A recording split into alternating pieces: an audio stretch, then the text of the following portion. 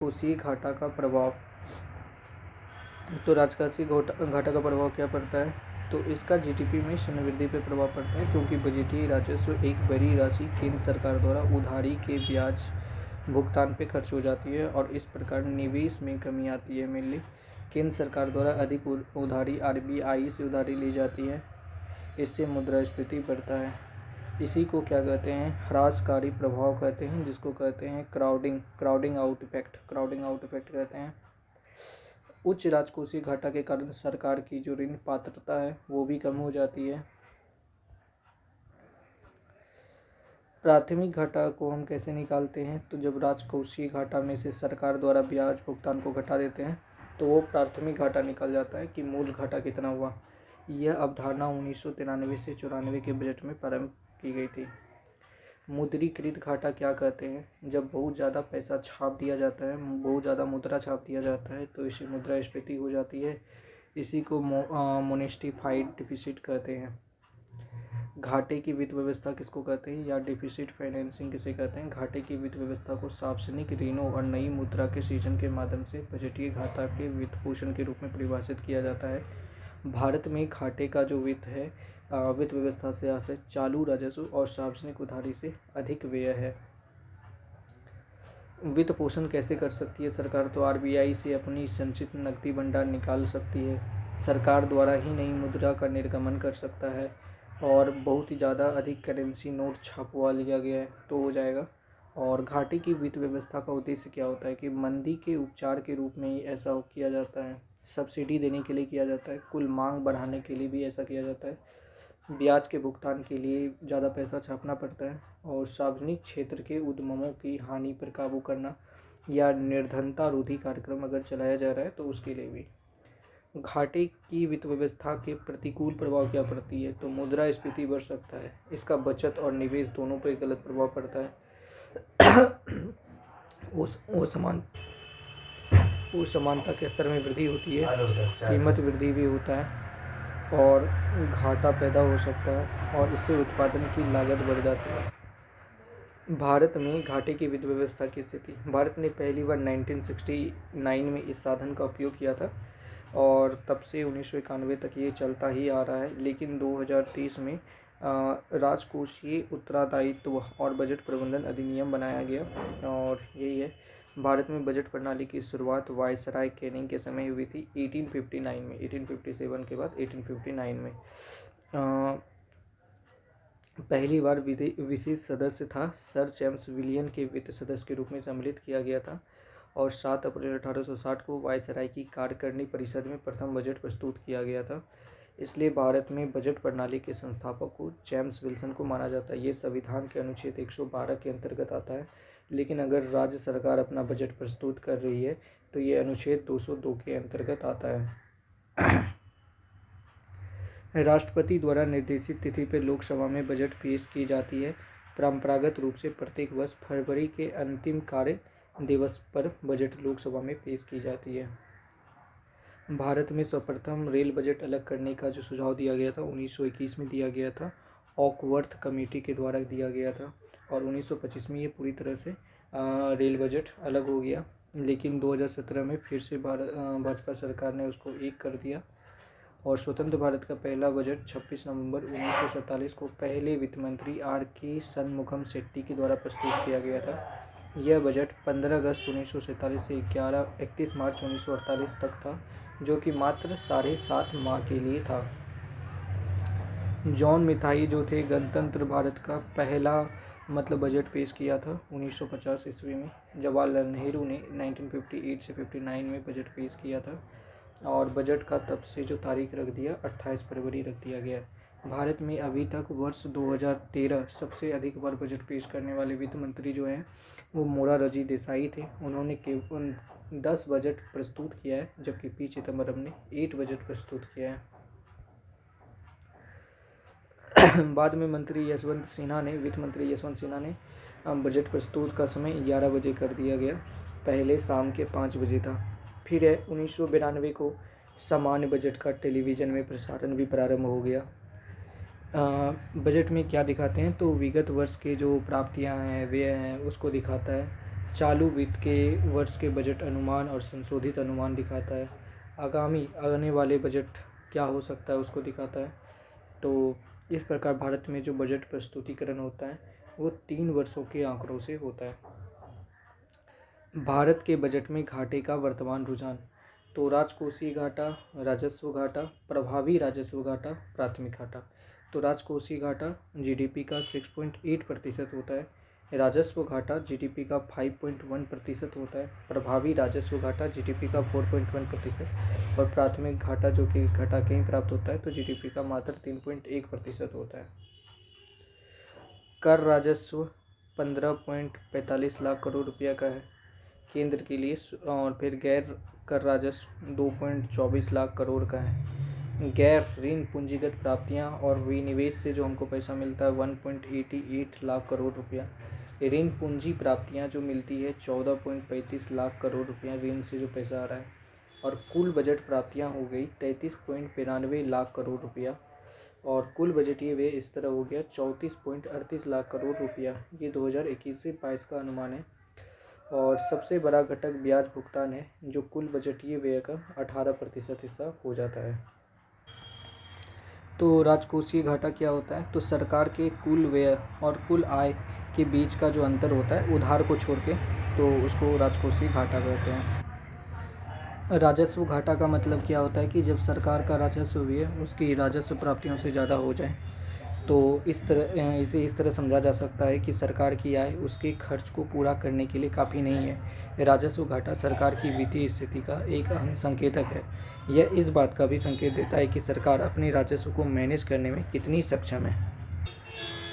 प्रभावी राजस्व घाटा क्या होता है? तो राजस्व घाटा और पूंजीगत परिसंपत्तियों के निर्माण के बीच जो अनुदान के बीच का अंतर होता है वही होता है। यह सरकार के व्यय के उस हिस्से से जुड़ा हुआ है जिसे उधार के अलावा उसकी प्राप्तियों से कवर नहीं किया जा सकता है।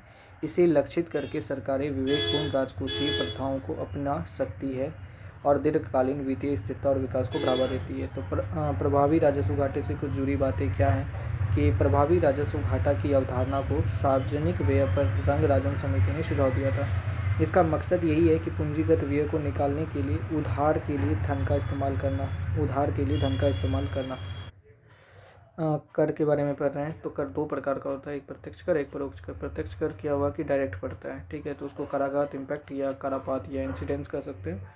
अप्रत्यक्ष कर वास्तविक बोझ नहीं होता है, इसको इनडायरेक्ट कर सकते हैं। प्रतिभूति विनिमय कर एसएसटी जो कि घरेलू स्टॉक मार्केट एक्सचेंज में लगता है, एक तो वो ये 1 अक्टूबर 2004 से शुरू हुआ था। केंद्र में सर्वाधिक निवल राजस्व की प्राप्ति जो होती है सीमा शुल्क से होती है, और सीमा शुल्क से प्राप्त राजस्व का बंटवारा राज्यों को नहीं देना पड़ता है, और वंशागत संपत्ति की बिक्री पे पूंजीगत लाभ कर प्राप्त होता है। 2 तरह के कर हैं, एक तो प्रत्यक्ष कर है, केंद्र सरकार के प्रत्यक्ष कर, और राज्य सरकार के प्रत्यक्ष कर। केंद्र सरकार के प्रत्यक्ष कर के अंतर्गत व्यक्तिगत आयकर, निगम कर, उपहार कर, अस्थि कर, व्यय कर, संपत्ति कर, पूंजी लाभ कर, लवांश कर, ब्याज कर, प्रतिभूति होटल प्राप्ति पर कर, भू राजस्व, किसी आय पर कर लगा सकता है, गैर शहरी अंचल पर कर लगा सकता है, व्यवसाय कर लगा सकता है, रोजगारों पर भी कर लगा सकता है, और पद कर। अप्रत्यक्ष कर 2 प्रकार का होता है, केंद्र सरकार के अप्रत्यक्ष कर और राज्य सरकार के अप्रत्यक्ष कर। सीमा शुल्क आयात और निर्यात पर लगाए जाने वाला कर है। केंद्रीय उत्पाद शुल्क, केंद्रीय बिक्री कर और सेवा कर 1994-95 से स्टार्ट हो गया था। और राज्य सरकार के जो अप्रत्यक्ष कर हैं, बिक्री कर या व्यापार कर, स्टाम्प और पंजीयन वाला कर लगा सकता है, राज्य में जो उत्पाद हो रहा है उस पर कर लगा सकता है, वाहन पे कर लगा सकता है, विज्ञापन अगर जारी किया जा रहा है तो उस पर कर, प्रवेश कर, शिक्षा पर कर लगाया जा सकता है, सट्टेबाजी पर कर, और डीजल पेट्रोल की बिक्री पर कर लगाया जा सकता है। मूल्य वर्धित कर वैट सबसे पहले हरियाणा में लगा, सबसे लास्ट में उत्तर प्रदेश में लगा। महत्वपूर्ण कर सुधार समितियां भी आई समय समय पर, वोचू समिति, LK झा समिति, राज चलैया समिति, रेखी समिति, पार्थ सारथी, YV रेड्डी समिति, भूरेलाल समिति, केलकर समिति और राष्ट्र में रंगराजन समिति। वोचू समिति जो थी प्रत्यक्ष कर को लेकर था, और अप्रत्यक्ष कर को लेके LK झा समिति बना, अप्रत्यक्ष कर को लेके रेखी समिति बना, और प्रत्यक्ष और परोक्ष कर दोनों को लेकर केलकर समिति बना हुआ था। बाकी कर सुधार राजा चलैया समिति के समय हुआ। कर नीति जो आया पार्थ सारथी के समय। आयकर छूटों की जो समीक्षा की गई YV रेड्डी समिति के समय और मोटर वाहन करों में वृद्धि जो की गई भूरेलाल समिति, पेट्रोलियम उत्पादों में प्रशुल्क लगाना और संरचना के संबंध में सिफारिश करना, ये रंगराजन समिति के समय आया था। चलैया समिति जो 1991 में आया था और 1994 से 95 में इसको प्रारंभ कर दिया गया था और ये 3 सेवाओं पर सामान्य बीमा, स्टॉक ब्रोकर और टेलीफोन सेवा पर 5% का कर लगा दिया गया था। चलैया समिति ने बोला कि गैर कृषकों को 25,000 रुपये से अधिक की आय पर आय देने की संतुष्टि की गई थी। और इसके बाद आता है वस्तु एवं सेवा कर, गुड एंड सर्विस टैक्स। वस्तु एवं सेवा कर गुड एंड सर्विस टैक्स 1 जुलाई 2017 से प्रारंभ हो गया था और 8 सितंबर 2016 को अधिसूचित 101वें संविधान संशोधन के द्वारा GST को लागू किया गया था। इसमें 0.5%, 0.25%, 5%, 12%, 18 और 28% के टैक्स है। उपरिष्कृत रत्नों और रत्न पत्थरों पर 0.25% का टैक्स है, जबकि सोना पर 3% का टैक्स है। और सब दूसरी ओर 5 पेट्रोलियम उत्पाद जो है, जैसे कच्चा तेल, जो भी तेल है, प्राकृतिक gas, aviation, turbine motor, high speed diesel, सभी पे GST से अस्थायी रूप से GST से बाहर रखा गया है। और GST परिषद इन 5 उत्पादों पर GST लागू करने की तिथि का निर्धारण कभी भी कर सकती है। GST लागू करने के लिए संसद से पारित विधेयक जो हुआ, केंद्रीय GST विधेयक 2017, एकीकृत GST विधेयक 2017, GST राज्य की क्षतिपूर्ति विधेयक 2017, केंद्र शासित प्रदेश GST विधेयक 2017। GST एक गंतव्य आधारित कर है और ये 5 वर्ष में जितना भी नुकसान होगा राज्य को, उसका भुगतान भी करेगा। GST से मुक्त वस्तुएं कौन कौन सी है? मधु, दूध, फल फूल, खाद्य पदार्थ, लस्सी, खुला पनीर, दही, प्रसाद, जोगरी, नमक, गुड़, स्वास्थ्य सेवाएं, काजल, चित्रकला की किताबें, शिक्षा सेवाएं और अंडा, ये सारे चीज़ क्या हैं, इससे मुक्त हैं। सर्वप्रथम जो GST लगा था फ्रांस में लगा था 1954 में।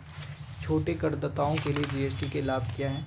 यानी कि सकल वार्षिक टर्नओवर अगर 20 लाख है तो उसको कोई कर नहीं देना पड़ेगा, लेकिन अगर पूर्वोत्तर का राज्य है या विशेष राज्य है तो उसको 10 लाख के अंदर तक कोई टैक्स नहीं देना पड़ेगा।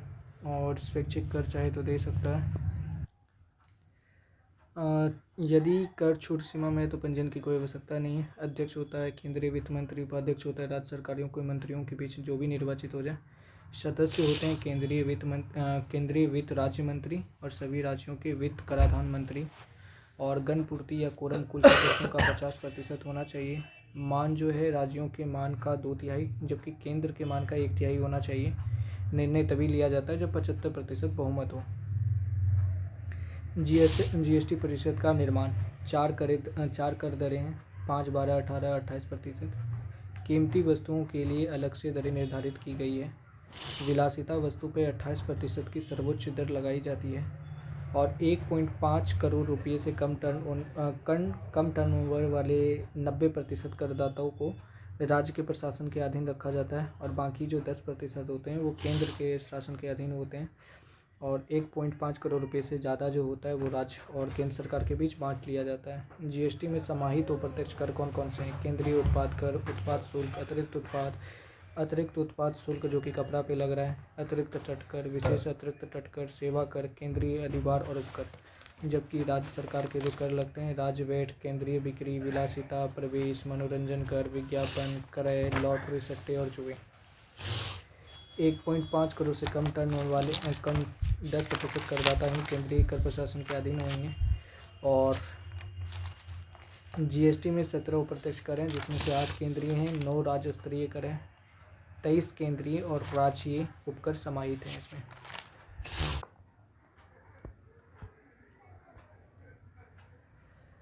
कृषि वर्ष 2011 की जनगणना के अनुसार आज भी भारत के लगभग 54.6% लोग कृषि कार्य में लगे हुए हैं। आर्थिक समीक्षा 2022 से 23 के अनुसार लगभग 20% आय या GDP कृषि का ही रहता है और इसमें जो 2022 से 23 के दौरान वृद्धि हुई है 3.7% की वृद्धि रही।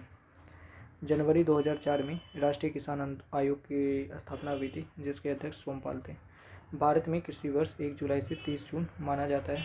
भारत में कृषि क्षेत्र के GDP का 0.3% भाग कृषि शोध पर व्यय किया जाता है, लेकिन अमेरिका में ये 4% है। भारत में भी 5% करने का सुझाव दिया गया है।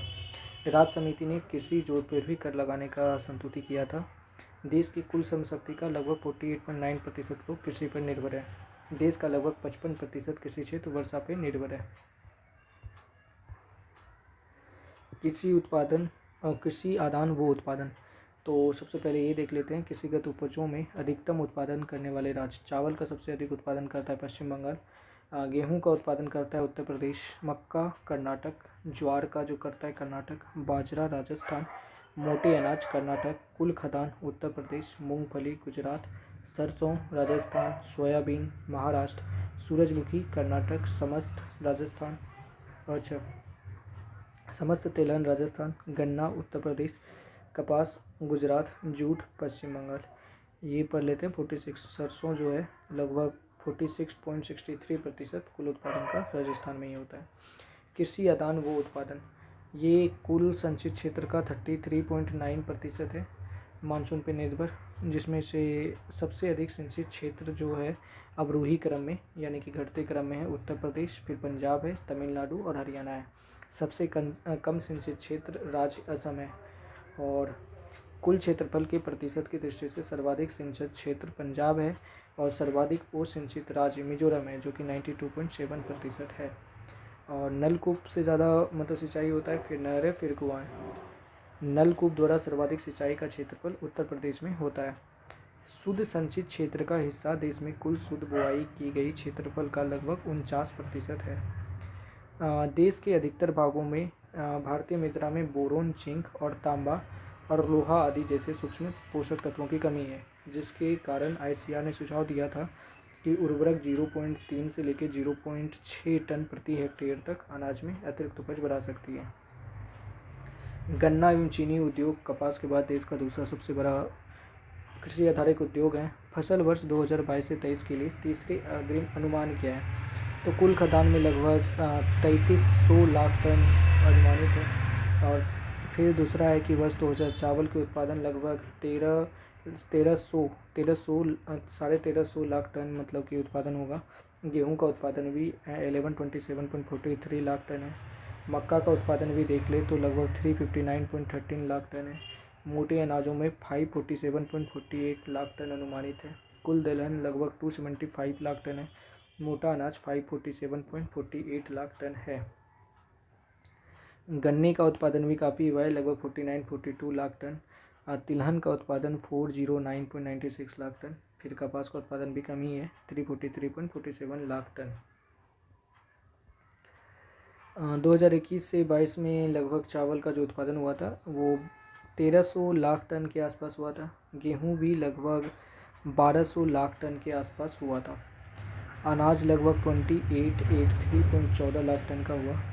कुल खाद्यान्न लगभग 31.56 लाख टन का हुआ था, जिसमें सोयाबीन 129.87 लाख टन, रेपसीड और सरसों 119.60 लाख टन, 4394 लाख टन गन्ना का उपज हुआ और 311 लाख टन हुआ कपास का उपज। वर्ष 19-20 में फसलों के 3 बड़े उत्पादक राज्य कौन है? चावल में पश्चिम बंगाल प्रथम में है, फिर गेहूं में उत्तर प्रदेश है, मक्का में कर्नाटक है, मोटा अनाज में कर्नाटक है, चना में भी महाराष्ट्र है और तूर में भी महाराष्ट्र है। कुल दलहन में सबसे जो प्रथम नंबर पर रहा मध्य प्रदेश। कुल खाद्यान्न में उत्तर प्रदेश। मूंगफली सबसे ज़्यादा उपजाया गुजरात। रेपसीड और सरसों राजस्थान। सोयाबीन महाराष्ट्र। सूरजमुखी कर्नाटक। कुल तिलहन राजस्थान। गन्ना उत्तर प्रदेश। कपास गुजरात। जूट और मेस्ता पश्चिम बंगाल। रसायन मुक्त भारत जैविक और प्राकृतिक खेती है और भारत में लगभग 43.3 लाख जो किसान हैं वो जैविक किसान हैं और 59.1 लाख हेक्टेयर क्षेत्र को मतलब कि इसके अंतर्गत आता है। मूल्य नीति न्यूनतम समर्थन मूल्य क्या है? तो टोटल 22 ऐसे कृषि फसल हैं जिसको कि MSP तय करती है, जिसमें से 14 खरीफ फसल हैं और जैसे कि धान, ज्वार, बाजरा, मक्का, रागी, अरहर, मूंग, उड़द, मूंगफली, सोयाबीन, पीला, सूरजमुखी के बीज, तिल, नाइजर सीड, कपास और 6 रबी फसलें हैं जैसे गेहूं, जौ, चना, मसूर, रेपसीड, सरसों, कुसुम। 2 व्यावसायिक फसलें हैं जैसे कि जूट और खोपरा। रबी फसल का न्यूनतम समर्थन मूल्य 18 अक्टूबर 2022 को प्रधानमंत्री श्री नरेंद्र मोदी की अध्यक्षता में संपन्न हुआ है। और मसूर का मूल्य लगभग 500 रुपया दिया है, तो ये तो बदलता रहता है, तो इसको चेंज करते हैं। तो राष्ट्रीय कृषि बीमा योजना अक्टूबर 1999 से लागू हुआ था। और भूमि सुधार के अंतर्गत 3 कदम उठाए गए। मध्यस्थों को ख़त्म करना, काश्तकारी सुधार करेगा और कृषि का पुनर्गठन फिर से हो। काश्तकारी सुधार के अंतर्गत 3 प्रकार के उपाय अपनाए गए हैं। लगान का नियमन फिर से चेंज किया गया है। काश्त अधिकार की रक्षा की जाएगी और काश्तकारों को भूमि का मालिकाना अधिकार भी दिया जाएगा। और कृषि के पुनर्गठन के अंतर्गत 2 प्रकार के उपाय हैं। पहला तो जोतों की सीमाबंदी हो और जोतों की चकबंदी हो। सीमाबंदी मतलब क्या हो गया कि एक निश्चित क्षेत्रफल से ज़्यादा भाई उससे उपज नहीं किया जा सकता है। और चकबंदी मतलब हो गया कि छोटे छोटे जो खेत हैं उसको लगभग उसको मैक्सिमम साइज का करना है। भारत में जो सर्वाधिक जोतों की संख्या है वो सीमांत प्रकार का है। 1 हेक्टेयर से कम क्षेत्रफल वाली जोत जो है सीमांत जोत कहलाती है। 1 से 4 हेक्टेयर वाली जो जोत है वो लघु जोत कहलाती है। और 4 हेक्टेयर से बड़ी है तो उसको वृहद जोत कहते हैं। भारत में सबसे पहले 1920 में बड़ौदा में चकबंदी चालू हुआ था। हरित क्रांति के प्रारंभ तीसरी पंचवर्षीय योजना में हुआ था, जिसका प्रभाव गेहूं की तरह लगभग 500% गुना वृद्धि हो गया था। सहकारी साख संगठन का प्रारंभ 1904 में ही हो गया था। किसान क्रेडिट कार्ड जो लाया मंत्री यशवंत सिन्हा ने 1998 में लाया था, जो तब के वित्त मंत्री थे।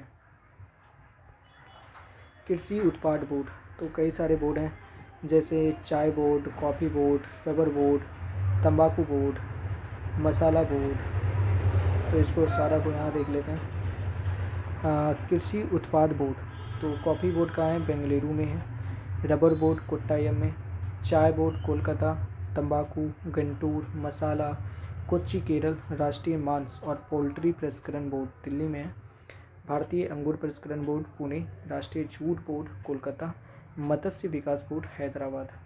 और ये अधिनियम कौन कौन सा है? तो कॉफ़ी के लिए 1942, रबर 1947, चाय बोर्ड 1953, तंबाकू 1975, मसाला 1986, राष्ट्रीय मांस 2008, भारतीय अंगूर 2009 और राष्ट्रीय मत्स्य 2006। संबद्ध क्षेत्र और पशुपालन, डेयरी और मत्स्य उद्योग। पशुपालन क्षेत्र ने वर्ष 2021-22 में कुछ जीवीए में 6.13% का योगदान दिया था।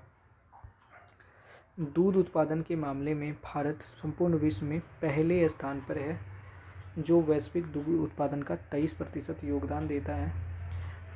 अभी जो है लगभग 221.06 मिलियन टन इसका उत्पाद हो गया है। और विकास दर लगभग 6.27% रहा है दूध उत्पादन के मामले में। और 2021 लेकर 22 में दूध की जो उपलब्धता प्रति व्यक्ति थी 444 ग्राम प्रतिदिन की थी। दूध के मांग जो है लगता है 2023 तक 266.5 मिलियन टन का रहेगा, जो कि पहले 221.06 मिलियन टन का था। और जिसके अनुसार ग्रामीण क्षेत्र की खपत 404 मिलीग्राम की रहेगी और शहरी क्षेत्र में 592 मिलीलीटर का रहेगा। डेयरी राष्ट्रीय अर्थव्यवस्था में 5% का योगदान देता है और 8 करोड़ से अधिक किसान इस पर निर्भर हैं। दुग्ध उत्पादन में तीव्र वृद्धि ही श्वेत क्रांति कहलाता है, जिसके जनक डॉक्टर वर्गीस कुरियन हैं। अंडा और मांस उत्पादन 2022-23 के अनुसार भारत में दुनिया में अंडा उत्पादन के मामले में तीसरे स्थान पे है और मांस उत्पादन के मामले में 8वें स्थान पे है। देश में अंडा वर्ष 2014 से 15 में कितना भी हो, लेकिन 2021 से 22 में ये लगभग 129.60 बिलियन नग अंडा हुआ है। और प्रति वर्ष जो प्रति व्यक्ति अंडे की उपलब्धता है 95 है। देश में मांस उत्पादन जो भी रहा हो 2021-22 में कितना रहा था? 9.29 मिलियन टन का रहा है। प्रति व्यक्ति जो उपलब्धता है वो 6.82 किलोग्राम प्रति वर्ष का रहा है, जो पिछले वर्ष की तुलना में 0.3 किलोग्राम वर्ष ज़्यादा है। मत्स्य पालन में भी भारत का स्थान तीसरा है और वैश्विक उत्पादन में इसका योगदान 7.7% है। ये चीन और जापान के बाद ही पीछे हैं और ये लगभग 162.48 लाख टन का मछली उत्पादन करता है। प्रधानमंत्री मत्स्य संपदा योजना मई 2020 में चालू किया गया था। मत्स्य उत्पादन लगभग 2024 से 25 तक 220 लाख मीट्रिक टन तक करने का उद्देश्य रखा गया है। यानी कि आय जो हो जाएगी अब दुगनी हो जाएगी, लगभग 1 लाख करोड़, जिससे 55 लाख लोगों को रोजगार मिलेगा।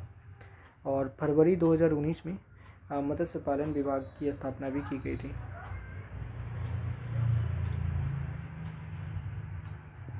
मछलियों का चौथा सबसे बड़ा निर्यातक देश भारत है और दूसरा सबसे बड़ा कृषि जलीय उत्पादक देश भी है। और राष्ट्रीय अर्थव्यवस्था में मत्स्य पालन उद्योग कुल राष्ट्रीय जीवीए का 1.24% है और कृषि जीवीए का 6.7% है। भारत में कृषि व्यापार भारत के योगदान लगभग 2.15% है। 2022 से 23 के दौरान कुल कृषि निर्यात 53.15 बिलियन अमेरिकी डॉलर का रहा है और आयात लगभग 35.69 बिलियन अमेरिकी डॉलर का रहा है, यानी कि 17.46 बिलियन अमेरिकी डॉलर का फायदा हुआ है। 17.46। देश के कुल निर्यात में कृषि का जो निर्यात है 11.9% है और शीर्ष 10 कृषि निर्यात उत्पादक जो हैं मिलियन अमेरिकी डॉलर में, वो है समुद्री उत्पाद, चावल बासमती को छोड़ के, बासमती चावल, चीनी हो गया, मसाला हो गया, भैंस का मांस, अपशिष्ट सहित कच्चा कपास, फल और सब्जी, खाद्य तेल और गेहूँ। प्रधानमंत्री किसान सम्मान निधि पीएम किसान आया था, जिसमें 100% पैसा सब केंद्र सरकार ही देती है। 2018 से ये प्रधानमंत्री पीएम किसान योजना प्रारंभ हुआ था। शर्त यही है कि किसानों का खुद का ज़मीन होना चाहिए, बाप दादा का नहीं होना चाहिए, नहीं तो वो हकदार नहीं होंगे। और जिसको भी 10,000 से ज़्यादा पेंशन मिलता है वो इस योजना के हकदार नहीं है। इसके प्रत्येक 4 महीने के अंतराल पे 2,000 रुपये मिलते हैं और लगभग 6,000 दे देता है। प्रमुख निर्यात योगदानकर्ता कौन है? तो 8.08 अमेरिकी बिलियन डॉलर का यहाँ से समुद्री उत्पाद का निर्यात होता है।